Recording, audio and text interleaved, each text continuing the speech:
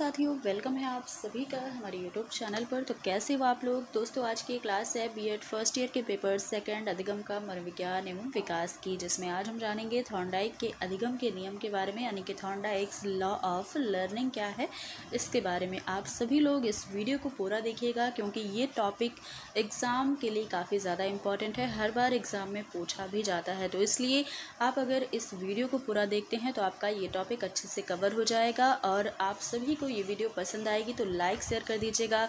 Channel पर पहली बार हो तो चैनल को सब्सक्राइब भी कर लीजिएगा। देखिए, इसके पहले जो हमारी क्लास हुई है उसमें हमने थॉर्नडाइक के सिद्धांत के बारे में बहुत ही डिटेल से देखा है। इनका प्रयोग, जो इन्होंने बिल्ली पर अपना प्रयोग किया था, उसको हमने देखा है। तो आप सबने पिछली क्लास ना देखा हो तो उसे देख लीजिएगा। आपको इस चैनल पर अलग से बीएड के सारे सब्जेक्ट की प्लेलिस्ट मिल जाएगी। तो चलिए क्लास को स्टार्ट करते हैं। जानेंगे कि अधिगम के नियम कौन कौन से हैं जो कि थॉर्नडाइक के द्वारा दिए गए हैं। थॉर्नडाइक ने अपने प्रयोग के आधार पर, इन्होंने बिल्ली पर अपना प्रयोग किया था और उसी के आधार पर सीखने के नियमों का प्रतिपादन किया है। प्रारंभ में, यानी कि सबसे पहले इन्होंने केवल सीखने के 3 नियम ही दिए थे। पहला कौन सा है? तो पहला है तत्परता का नियम, दूसरा है अभ्यास का नियम और तीसरा है प्रभाव का नियम। तो सबसे पहले इन्होंने सीखने के केवल 3 नियम दिए थे, जिन्हें हम सीखने के मुख्य नियम कहते हैं। और इसके बाद इन्होंने सीखने के 5 नियम और दिए, जिन्हें सीखने के गौड़ नियम कहा जाता है। तो आज की इस क्लास में हम देखेंगे इनके सीखने के जो मुख्य 3 नियम हैं उनके बारे में बहुत ही डिटेल से बात करेंगे। और इसके बाद जो हमारी क्लास आएगी, यानी कि अगली क्लास में हम सीखने के गौड़ नियम जानेंगे। तो चलिए देखते हैं कि सीखने के मुख्य नियम कौन कौन से हैं। Primary laws of learning. पहला जो नियम है सीखने का मुख्य नियम, यह है तत्परता का नियम या लॉ ऑफ रेडीनेस का नियम। इसके बारे में जानते हैं। तो इसके बारे में थॉर्नडाइक ने यह स्पष्ट किया कि सीखने के लिए यह आवश्यक है कि सीखने वाला जो है व्यक्ति, वह सीखने के लिए तैयार हो, यानी कि तत्पर हो। अगर आप कोई चीज़ सीखना है, आपको कोई सिखा रहा है और आप ही तैयार नहीं हो, तो क्या आप सीख पाओगे? नहीं सीख पाओगे। तो इसके लिए सबसे पहले सीखने वालों के, जो सीखने वाला व्यक्ति है, उसे ही सीखने के लिए तैयार होना पड़ेगा या फिर तत्पर होना पड़ेगा। जब सीखने वाले के सामने कोई समस्या होती है और मान लीजिए आप ही हो, आपके सामने कोई समस्या है और उसे हल करने के लिए प्रयत्न कर रहे हो, तो हम कह सकते हैं कि वह सीखने के लिए क्या है? तत्पर है। आपको कोई चीज़ सीखनी है, आपके पास कोई समस्या है या बुक का कोई टॉपिक है, आप उसे नहीं समझ पा रहे हो, फिर भी उसमें लगे पड़े हो, समझने का प्रयास कर रहे हो, तो क्या कहा जा सकता है कि आप सीखने के लिए रेडी हो या फिर तत्पर लगे हो। तो जब तक मनुष्य सीखने के लिए तत्पर ही नहीं होगा, वह अगर ये सोचेगा कि ये चीज़ मैं नहीं सीख पाऊँगा, तो वो कैसे सीख पाएगा। लेकिन अगर उसे सीखना है और वो लगातार लगा हुआ है, तो सीखने के लिए तत्पर नहीं होते, तब तक वे स्वयं सीख नहीं पाते हैं और ना ही उनको कोई सिखा पाता है। जब तक आप ये नहीं सोचोगे कि मैं सीखूंगा, या फिर आप तत्पर लगे रहोगे उस चीज़ के लिए, तब आप सीख पाओगे। ना कि आपको कोई और सिखाने का कितना भी प्रयास करे, आप कोई भी चीज़ नहीं सीख सकते हो। अतः यह आवश्यक है कि सबसे पहले विद्यार्थियों को सीखने के लिए तत्पर किया जाए या रेडी किया जाए। आपको सबसे पहले यह कहा जाए कि आप सीख सकते हो, या फिर आपके अंदर अगर ये जज्बा आ गया कि हाँ, हम सीख सकते हैं, तभी आप किसी चीज़ को सीख पाओगे। तो तत्परता जो है या रेडीनेस ध्यान केंद्रित करने में सहायता देती है, और विद्यार्थी किसी भी कार्य को शीघ्र या जल्दी सीख जाते हैं, उन्हें सीखने में संतोष मिलता है। सीखने के लिए तत्पर नहीं होने पर उन्हें सीखने की क्रिया से असंतोष मिलता है और वे खींच उठते हैं या परेशान हो जाते हैं। व्यक्ति कब संतोष प्राप्त करता है और कब उसे असंतोष होता है, इसके लिए थॉर्नडाइक ने 3 परिस्थितियां दी है, उसका वर्णन किया है। पहली परिस्थिति यह है कि जब व्यक्ति कार्य करने के लिए तत्पर होता है और उसे कार्य दिया जाता है, तो वह इससे उसे संतोष मिलता है। अगली परिस्थिति है कि जब व्यक्ति किसी कार्य करने के लिए तत्पर होता है और उसे कोई कार्य नहीं दिया जाता है, तो व्यक्ति उससे क्या होता है? असंतोष हो जाता है। कार्य करने के लिए उसका मन तो था, लेकिन उसे कार्य ही नहीं मिला, तो वो असंतोष हो जाएगा। और तीसरी कंडीशन ये है कि जब व्यक्ति कार्य करने के लिए तत्पर नहीं होता है, और उसे कार्य करने के लिए दिया जाए तो भी वह क्या हो जाएगा, असंतोष हो जाएगा। तो ये 3 परिस्थितियाँ थॉर्नडाइक ने बताया है। तो ये था हमारा तत्परता का नियम कि अगर कोई चीज़ आपको सीखनी है तो उसके लिए सबसे पहले रेडी होना पड़ेगा या तत्पर होना पड़ेगा। तो ये पहला मुख्य नियम है। दूसरा है अभ्यास का नियम। क्या है? अभ्यास का नियम, यानी कि लॉ ऑफ एक्सरसाइज। इसके बारे में थॉर्नडाइक ने स्पष्ट किया कि यदि सीखने की क्रिया की आवृत्ति होती है, कोई चीज़ आपको नहीं समझ में आ रहा है तो आप बार बार वही चीज़ अगर सीखोगे या फिर बार बार वही चीज़ अगर पढ़ोगे या दोहराओगे तो उसे दोहराने के अवसर नहीं मिलते, उसका प्रयोग नहीं किया जाता है, तो कुछ दिनों बाद वह क्या हो जाता है, विस्मृत हो जाता है, यानी कि भूल जाते हो आप। अगर आप ये सोच लीजिए कि आपका कोई टॉपिक है, उसे आपने एक बार तो पढ़ लिया लेकिन उसे दोहराया नहीं, कभी उसका रिवीजन नहीं किया, तो क्या आप याद रख पाओगे? नहीं रख पाओगे ना। तो वही चीज़ इन्होंने कहा कि किसी भी चीज़ को सीखने के लिए अभ्यास का ज़रूरी होना है। इसलिए इस प्रयोग एवं अनुप्रयोग का, इसे क्या कहते हैं, प्रयोग और अनुप्रयोग का नियम या law of use and disuse भी कहा जाता है। तो अभ्यास के नियम को हम क्या कह सकते हैं, प्रयोग का नियम या अनुप्रयोग का नियम। अतः यह आवश्यक है कि बालकों को जो कुछ भी सिखाया जाए उसकी आवृत्ति भी की जाए, उसका रिवीजन भी कराया जाए, उसे दोहराया जाए और समय समय पर उसका उपयोग भी किया जाए। मान लीजिए आप कोई चीज़ सीख रहे हो, अगर उसका एग्ज़ाम ही ना हो, आप टॉपिक तो आपने पढ़ लिया, सारा सिलेबस आपने पढ़ लिया, एग्ज़ाम की तैयारी कर ली, लेकिन एग्ज़ाम ही नहीं हुआ तो भी आप उस चीज़ को फिर भूल जाओगे। क्या मतलब है, जब एग्ज़ाम ही नहीं हुआ। और अगर आपने कोई चीज़ पढ़ी है, उसका रिवीजन आपने नहीं किया तो भी आप भूल जाओगे।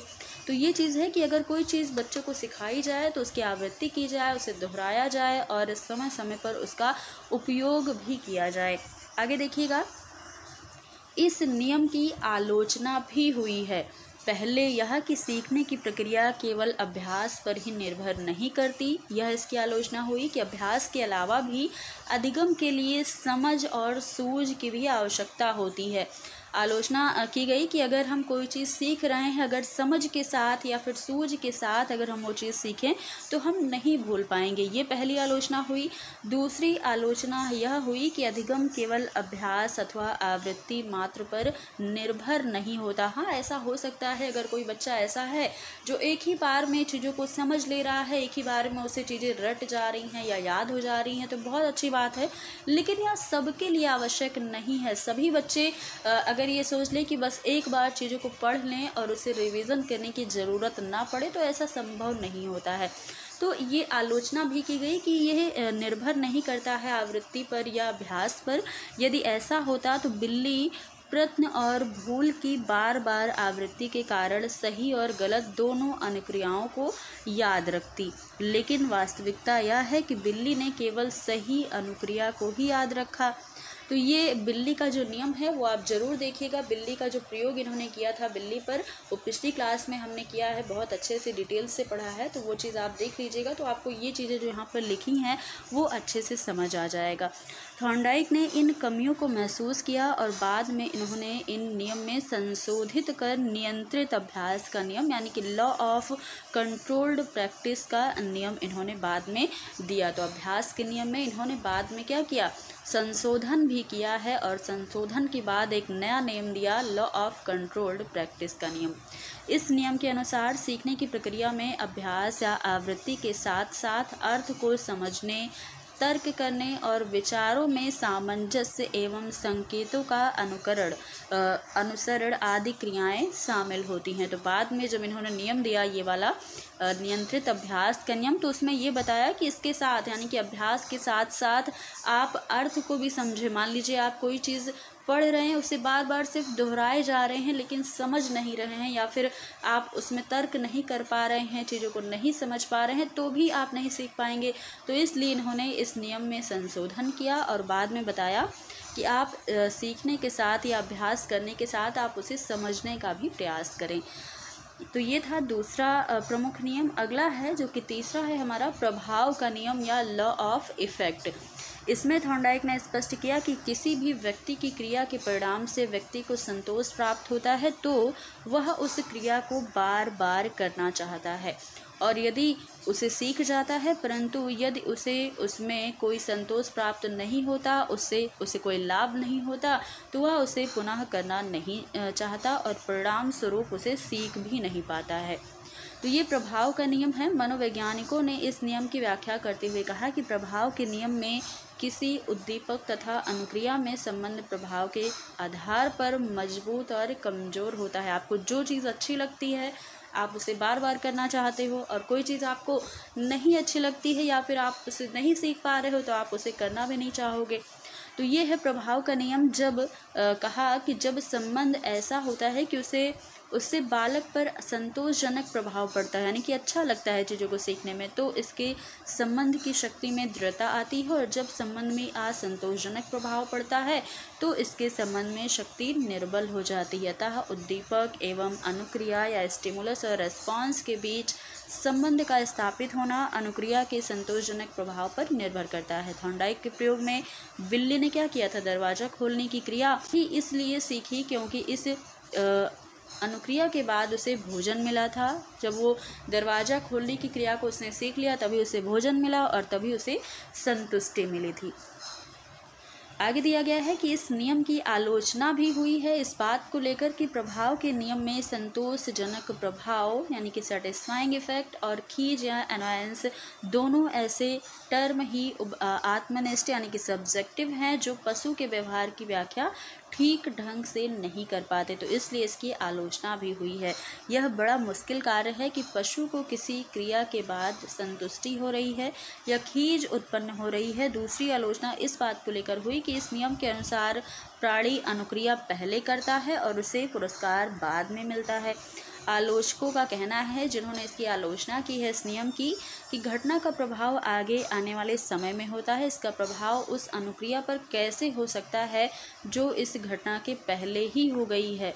तो इन आलोचनों के बाद भी इस नियम का उपयोग बालकों की अधिगम प्रक्रिया में किया जाता है। पुरस्कार और दंड का उपयोग इस नियम की उपयोगिता को सिद्ध करता है। तो ये नियम की आलोचना तो की गई है, लेकिन इसे फिर भी अधिगम प्रक्रिया में अपनाया जाता है और आज भी अपनाया जाता है। आप खुद भी चीज़ों को अपना रहे हो। आप देखिए, आप अगर कोई चीज़ पढ़ रहे हो तो उसे आप दोहराते भी हो या प्रैक्टिस भी करते हो। तो ये चीज़ें आज भी चल रही हैं। पुरस्कार और दंड का उपयोग भी इस नियम की उपयोगिता को बताता है। तो ये थे इनके 3 प्रमुख नियम, अभ्यास का नियम, प्रभाव का नियम और तत्परता का नियम।